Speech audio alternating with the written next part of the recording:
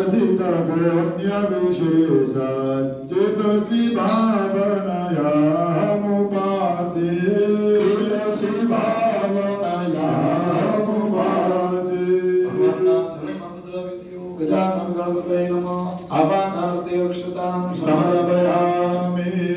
પછી ભગવાનને આસન આપવાનો ભાવ કરવાનો જો તમારી પાસે પીળા ફૂલ છે, પીળા ફૂલમાંથી થોડી પાંદડી કરી જમણા હાથમાં રાખજો. આમ તો શું છે, ભગવાનને સોનાનું આસન અપાય, પણ અત્યારે સોનાનો ભાવ ક્યાંય છે, એટલે ભગવાનને કહી કે આ સોના જેવા પીળા ફૂલથી આસન સ્વીકારજો.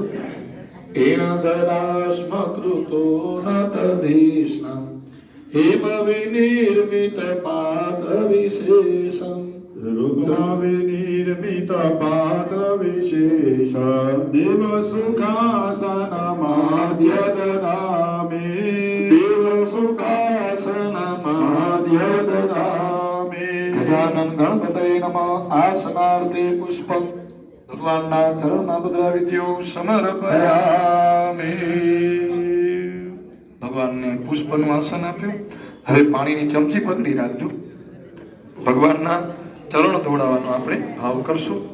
પાદ્યમ જો આપણી પાસે વધુ ચમચી હોય તો 2 જણા પૂજા કરજો, પતિ પત્ની બંને જણા પૂજા કરજો.